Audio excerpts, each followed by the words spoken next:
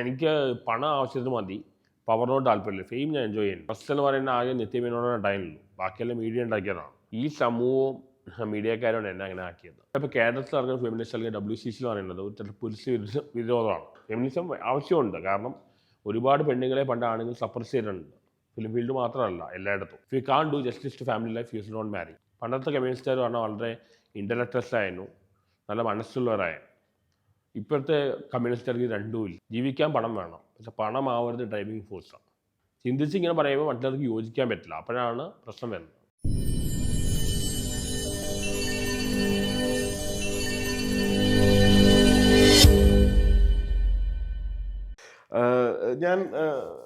ഞാൻ അധികം ഇൻ്റർവ്യൂസ് കണ്ടിട്ടില്ല, പക്ഷെ എന്നാലും ഒരു ഇൻ്റർവ്യൂവിലും സന്തോഷം ചിരിച്ച് ഞാൻ കണ്ടിട്ടില്ല. എന്തുകൊണ്ടാണ്? അതാണ് ഞാൻ ഇപ്പോൾ വളരെ സീരിയസ് ആയി പോയി, കാരണം എനിക്ക് ഒരുപാട് റെസ്പോൺസിബിലിറ്റീസ് ഉണ്ട്. പിന്നെ ഫാദർ മരിച്ചോടെ കുറച്ച് ചിരിക്കാനും കൊണ്ടുവന്നിട്ടുണ്ട്, ഇമോഷണലി ഡൗൺ ആയി. പണ്ടെല്ലാം ചിരിക്കുന്ന ആളായ എൻ്റെ ഫാദർ ഇന്നസെൻസ് സ്പൈനിൽ വളരെ അറിയപ്പെടുന്ന, എല്ലാവർക്കും ഇഷ്ടപ്പെടുന്ന ആളായ. ഞാൻ ചിരിച്ചാൽ നല്ലതാണ്. എനിക്കിപ്പോൾ ഒരുപാട് റെസ്പോൺസിബിലിറ്റീസ് ഉണ്ട്, ഒരുപാട് കാര്യങ്ങളുണ്ട്. പിന്നെ ഫാദർ മരിച്ചപ്പോൾ അത് ഇമോഷണൽ ലോസും ഉണ്ട്. സന്തോഷ് പറഞ്ഞു PhD ചെയ്യുന്നുണ്ടെന്ന്. PhD ഏത് വിഷയത്തിലാണ് ചെയ്യുന്നത്? Philosophy of science. Philosophy of science അത് വളരെ ബ്രോഡായിട്ടുള്ളൊരു സബ്ജക്റ്റ് അല്ലേ? അപ്പോൾ അത് തിരഞ്ഞെടുക്കാനുള്ള കാരണം, ഇത് എവിടെയാണ് പഠിക്കുന്നത്, എവിടെയാണ് ചെയ്യുന്നത്? ഫിലോസഫി എന്ന സബ്ജക്റ്റ് തന്നെ വളരെ ബ്രോഡാണ്. ഇത് 3000 year old സബ്ജക്റ്റ്. എല്ലാ സബ്ജക്റ്റും ഫിലോസഫിയിലാണ് ഉണ്ടായിരിക്കുന്നത്. സയൻസ് ആയാലും മാത്സ് ആയാലും എല്ലാം ഫിലോസഫിയുടെ ബ്രാഞ്ച് മാത്രമാണ്. Philosophy is higher than all the subject. പിന്നെ എല്ലാവരുടെ ആപ്ലിക്കേഷൻ എല്ലാം ഉണ്ട്. പക്ഷെ ഞാൻ റിസർച്ച് ചെയ്യുന്ന സ്ഥലം എവിടെയാണ്, ഗൈഡ് എവിടെയാണ് പറയാൻ പറ്റില്ല. അത് ഗൈഡ് എന്നോ പറഞ്ഞിട്ടുണ്ട്, പറയാൻ പാടില്ല. റിസർച്ച് ചെയ്യുന്ന ടോപ്പിക് എമറി ലക്കറ്റോസ്, തോമസ് കുറിന് 2 ഫിലോസഫി ഓഫ് സയൻസിനും, ഫിലോസഫി സയൻസിൻ്റെ സയൻസിനോടുള്ള അപ്രോച്ച് എന്താണ്, അതാണ് ഞാൻ റിസർച്ച് ചെയ്യുന്നത്. ഓക്കെ. എത്ര വർഷമായി? ഇപ്പോൾ 6 റിസർച്ച് കമ്മിറ്റിയിൽ 5 കഴിഞ്ഞു. കോഴ്സ് വർക്ക് എക്സാം കഴിഞ്ഞു. ഇപ്പോൾ റിസർച്ച് പേപ്പർ പബ്ലിഷ് ചെയ്യാൻ നോക്കുകയാണ്. ചില ഐഡിയാസ് വന്നിട്ടുണ്ട്. കോഴ്സ് വർക്ക് കഴിഞ്ഞു. റിസർച്ച് കമ്മിറ്റി 6 5 കഴിഞ്ഞു, 6 ഉള്ളൂ. പിന്നെ ഞാൻ റിസർച്ച് കുറേ ചെയ്തു, ലിറ്ററേച്ചർ റിവ്യൂ കുറേ ചെയ്തു. ഇനിയിപ്പോൾ എഴുതാൻ തുടങ്ങുകയാണ്. പിന്നെ റിസർച്ച് പേപ്പർ പബ്ലിഷ് ചെയ്യാനുള്ള കുറച്ച് ഐഡിയാസ് ഉണ്ട്, അത് വർക്ക് ചെയ്തുകൊണ്ടിരിക്കുകയാണ്. ഫിലോസഫി എന്നാൽ ലവ് ഫോർ വിസ്ഡം എന്നാണല്ലോ. അപ്പം ജീവിതത്തെ വളരെ ഇൻ്റലക്ച്വലായിട്ട് വളരെ ഉയർന്ന തലത്തിൽ കാണുകയും അതിനോടുള്ള കാഴ്ചപ്പാട് ഡിഫറെൻ്റ് ആയിരിക്കുകയും ചെയ്യേണ്ട സന്തോഷ് വർക്ക് ചെയ്യുന്ന ഒരാൾ അവസാനം എത്തിപ്പെട്ടേക്കുന്നത് ഈ പറയുന്ന ഒരു കോമാളി എന്ന പരിവേഷത്തിലാണ്. എന്തുകൊണ്ടാണ് അങ്ങനെ സംഭവിച്ചത്? ഈ സമൂഹവും മീഡിയക്കാരാണ് എന്നെ അങ്ങനെ ആക്കിയത്. കേരളീയ സമൂഹവും മീഡിയക്കാരാണ് എന്നെ ഈ ഒരു ഇമേജ് ഉണ്ടാക്കിയത്. മീഡിയക്കാരാണ്. ഇതിൻ്റെ ഇടയിലും ഇത് മനസ്സിലാക്കി ജനുവിനെ ആൾക്കാരുടെ അടുത്ത് വന്ന് സംസാരിക്കാറുണ്ട് വളരെ നല്ല രീതിയിൽ. മീഡിയ ഞാനിപ്പോൾ ഞാൻ ഓൺലൈൻ മീഡിയയോട് എനിക്ക് ദേഷ്യമില്ല, ഞാൻ പറഞ്ഞല്ലേ. മെയിൻ സ്ട്രീം മീഡിയയോട് എനിക്ക് നല്ല അഭിപ്രായമില്ല. ഓൺലൈൻ മീഡിയ ദേഷ്യമില്ലാത്തത് കൊണ്ടാണ് അവർക്ക് ഇൻ്റർവ്യൂ കൊടുക്കുന്നത്. താങ്കളൊരു ഈശ്വരവിശ്വാസിയാണോ? ഞാൻ അഗ്നോസ്റ്റിക് ആണ്. പേഴ്സണലി ബിലീവറാണ്, ഹ്യൂമാനിറ്റലി എത്തിയിസ്റ്റാണ്, ഇൻ്റലക്ച്വലി അഗ്നോസ്റ്റിക് ആണ്. അപ്പം പേഴ്സണലി എന്തെങ്കിലും വന്നാൽ നിങ്ങൾ?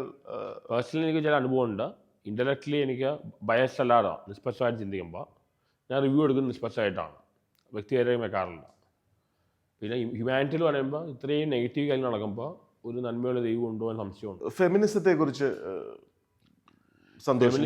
ഫെമിനിസം സ്റ്റാർട്ട് ചെയ്ത മേരി വോൾസ്റ്റോൺക്രാഫ്റ്റ്, ഒരു ഫിലോസഫർ ഉണ്ടായിരുന്നു, ലേഡി ഫിലോസഫർ. അവർ ആണുങ്ങളുടെ പെണ്ണുങ്ങൾ രണ്ടുപേരുടെ റൈറ്റ്സിന് വേണ്ടി വർക്ക് ചെയ്തത്. ഇവിടെ ഇപ്പോൾ കേരളത്തിൽ ഇറങ്ങുന്ന ഫെമിനിസ്റ്റ് അല്ലെങ്കിൽ WCC എന്ന് പറയുന്നത് ഒരു പുരുഷ വിരോധമാണ്. ശരിക്കുള്ള ഇക്വാലിറ്റി അല്ല നടക്കുന്നത്. ഫെമിനിസം ആവശ്യമുണ്ട്, കാരണം ഒരുപാട് പെണ്ണുങ്ങളെ പണ്ട് ആണുങ്ങൾ സപ്രസ് ചെയ്തിട്ടുണ്ട്. ഫിലിം ഫീൽഡ് മാത്രമല്ല, എല്ലായിടത്തും.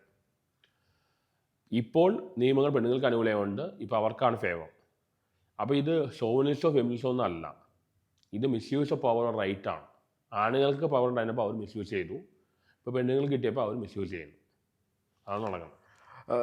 സന്തോഷം ഒരുപാട് വായിക്കുന്നത് കൊണ്ടും ഇങ്ങനെ ചില അഭിപ്രായങ്ങൾ പറയുമ്പോൾ അതെല്ലാം പൊതുസമൂഹത്തിനോട് ചേർന്ന് നിൽക്കുന്നതാണോ, അതോ എൻ്റെ അഭിപ്രായങ്ങൾ ഞാൻ പറയുന്നു അതാണ് ശരി എന്നുള്ള ഒരു ചിന്തയുണ്ട്? അത് കാരണം നമ്മുടെ 98% ആൾക്കാരും പബ്ലിക് പറഞ്ഞ മാസമാണ്, അവർ ചിന്തിക്കാത്തവരാണ്.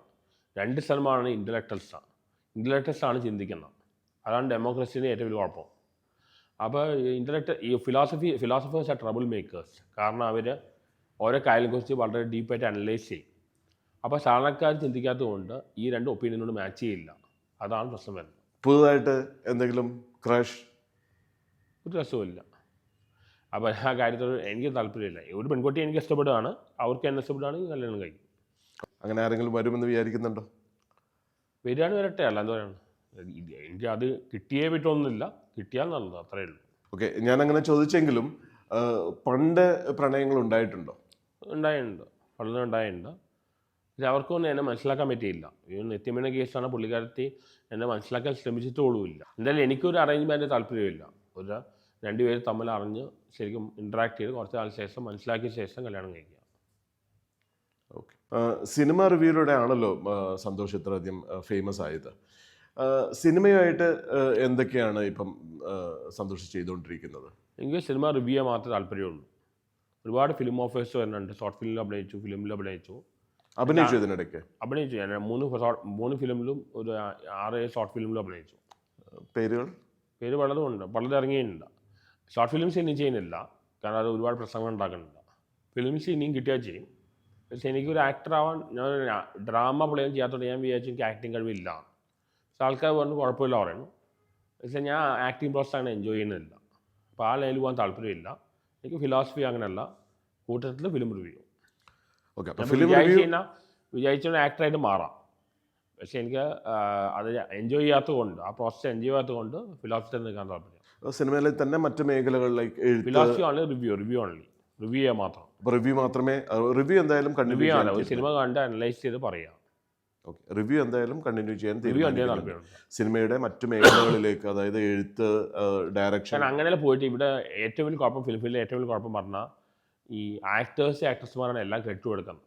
ഇപ്പോൾ ജോൺ പോൾ സ്ക്രിപ്റ്റ് ആയിട്ടുണ്ടായിരുന്നു, പുള്ളി ആർക്കും അറിയില്ല. സ്ക്രിപ്റ്റ് വേറെ എത്രയോ പേര് വർക്ക് ചെയ്യുന്നു, എത്ര പേർ പറഞ്ഞു, അവരുടെ പേരും വരില്ല, അവർക്ക് കാശും കിട്ടില്ല.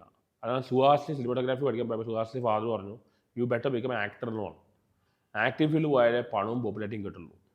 മറ്റുള്ളവർ ഒരുപാട് ചെയ്യുന്നുണ്ട്, പക്ഷെ അവർക്ക് അത് സിനിമ ഫീൽഡിൽ ഒരു ഇൻജസ്റ്റിസ് ആണ്. അവർക്ക് പേരും കിട്ടുന്നില്ല, പ്രോപ്പർ എമൗണ്ടും കിട്ടുന്നില്ല. അതുകൊണ്ടാണ് അങ്ങനെ പോകാത്തത്. ഫിലോസഫിയുടെ കാര്യം വരുന്ന സമയത്ത് ഈ ഫിലോസഫി ഓഫ് സെക്സിനെ കുറിച്ച്, ഫിലോസഫി ലൈഫിൽ എല്ലായിടത്തും ഫിലോസഫി ലവ്, ഫിലോസഫി ഈ സെക്സ്വാലിറ്റി ആണ്. സെക്സ്വൽ സംഭവം വളരെ മോശമായി കണക്കാക്കുന്ന റിലീജിയൻസ് ആണ്. എൻ്റെ അഭിപ്രായത്തിൽ സെക്സ്വാലിറ്റി പറയുന്ന പ്ലഷറും വേണ്ട, പെയിനും വേണ്ട, ഒരു റീപ്രൊഡക്ഷൻ പ്രോസസ് മാത്രം. അങ്ങനെയാണെങ്കിൽ പ്രശ്നം ഉണ്ടാവില്ല. പ്ലഷറും വേണ്ട, പെയിനും വേണ്ട, ജസ്റ്റ് ഫോർ റീപ്രൊഡക്ഷൻ. പക്ഷെ നിലവിൽ അങ്ങനെയല്ല. ഇപ്പോൾ ഹേമ കമ്മിറ്റിയിൽ വരുന്ന പ്രശ്നമാണ് ആണുങ്ങളുടെ സെക്സ്വാലിറ്റി പെണ്ണുങ്ങളുടെ സെക്സ്വാലിറ്റി വ്യത്യാസമുണ്ട്. അപ്പോൾ ഈ നമ്മൾ ചില ആൾക്കാരെ കോഴി അല്ലെങ്കിൽ ഞരമ്പ് രോഗി അല്ലെങ്കിൽ കഴപ്പ് കൂടുതൽ ഇങ്ങനെ പറയും. ശരിക്കും പറഞ്ഞാൽ അവർ അങ്ങനെയല്ല പറയേണ്ടത്.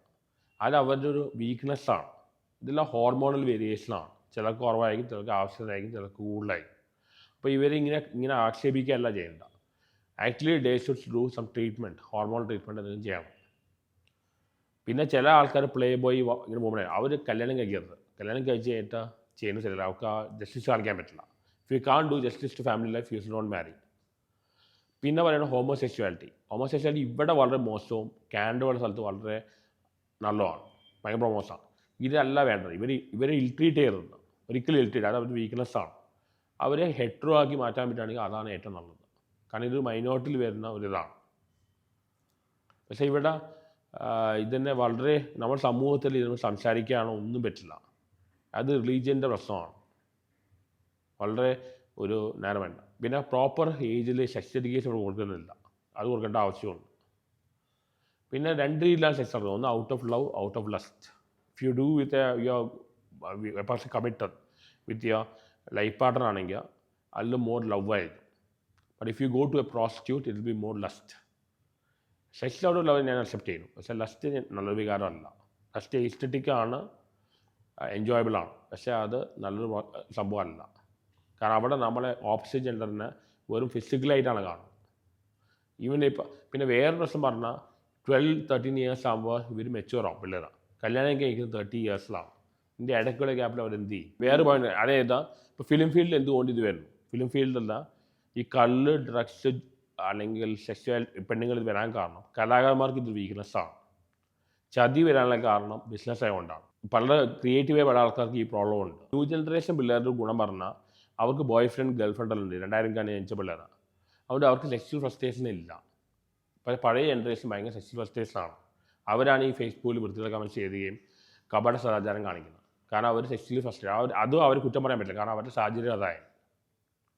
പിന്നെ ട്രൂ ലവ്, എനിക്ക് നിത്യമെന്ന് ചോദിച്ചാൽ ലസ്റ്റ് ഇല്ലാത്ത ലവായ അല്ല കാമമില്ലാത്ത. പക്ഷേ ആ ട്രൂ ലവിന് കുഴപ്പമാണ്, നമ്മൾ ഒരുപാട് സഫർ ചെയ്യേണ്ടി വരും പ്രണയ രസം വരുമ്പോൾ. ഞാൻ കുറേ അനുഭവിച്ചാണ്.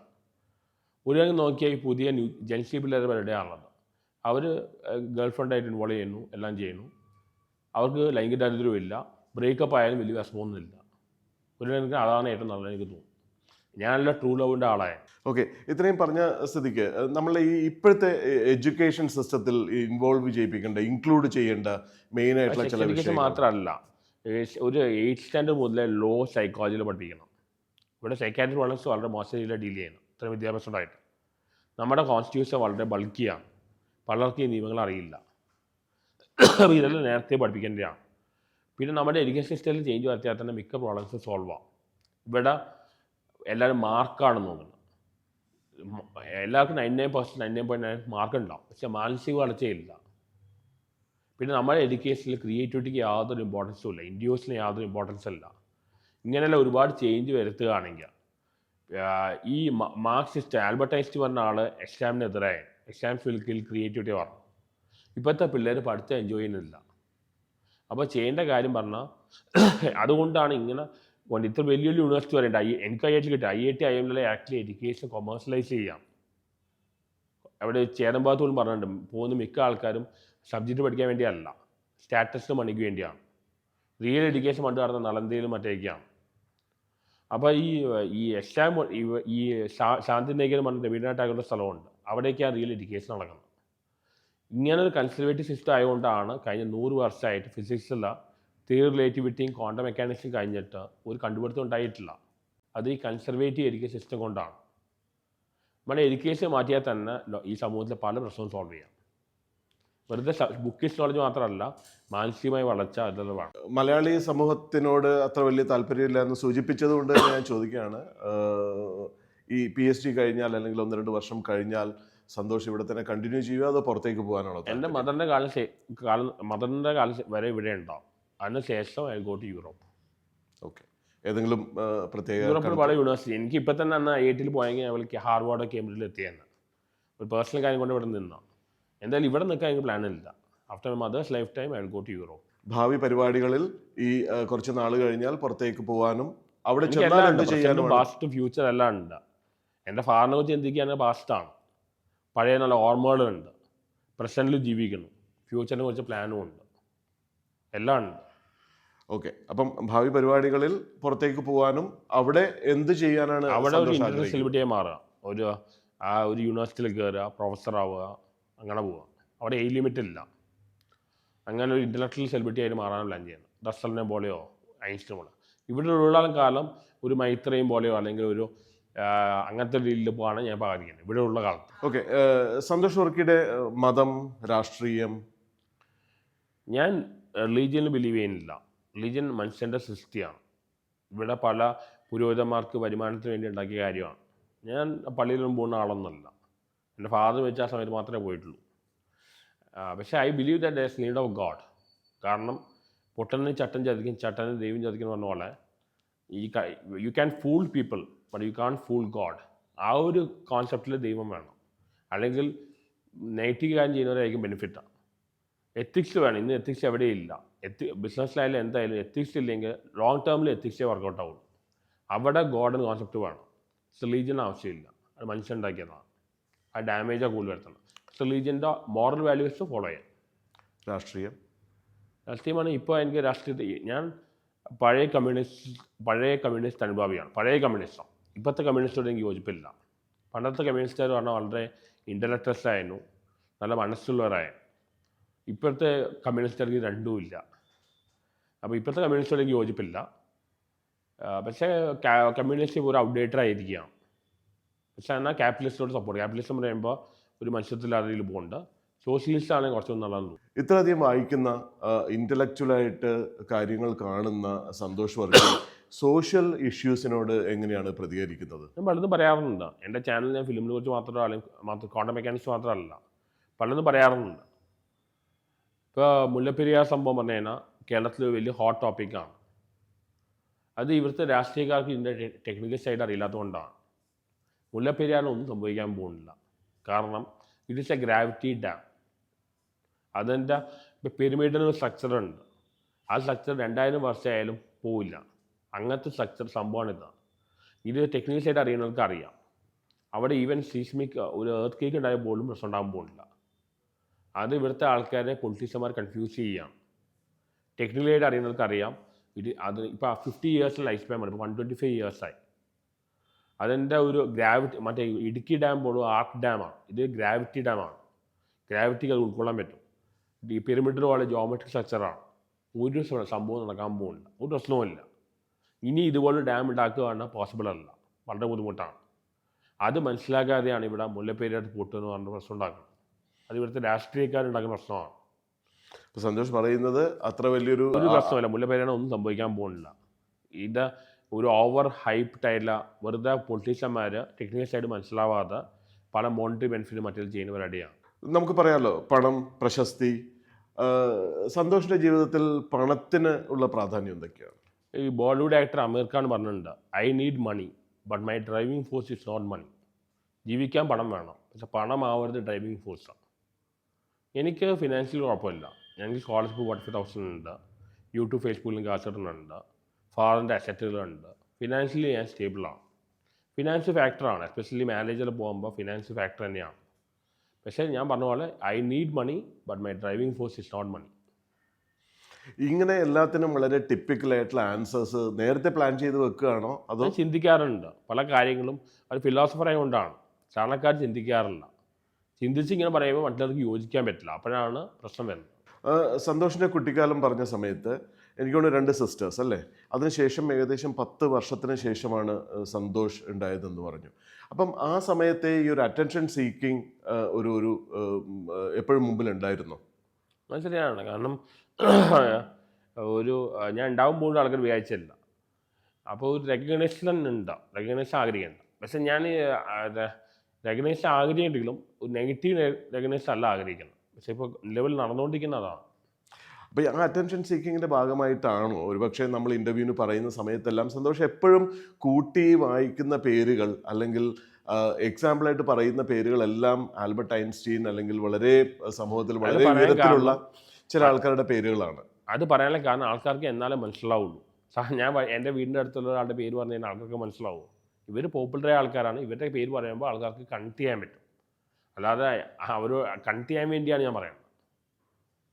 അവരെക്കുറിച്ച് ഇവർക്ക് അറിയാം.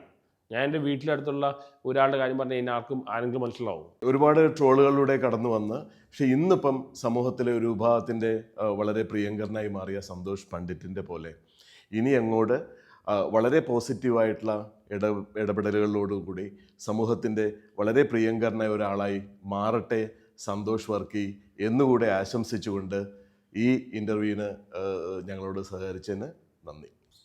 എനിക്ക് സന്തോഷ് മാതണ്ണാവണ്ട, സന്തോഷ് പണ്ഡിറ്റോ സന്തോഷ് കുളങ്കരയോ അതുപോലെയായി മാറാൻ ആഗ്രഹിക്കുന്നു. പിന്നെ മീഡിയയോട് താങ്ക്സ് പറയുന്നു. മീഡിയയാണ് എന്നെ വൈറലാക്കിയത്. ഇപ്പോൾ ഇൻ്റർവ്യൂവിന് വിളിച്ചതെന്നും എനിക്ക് വളരെ നന്ദിയാണ്.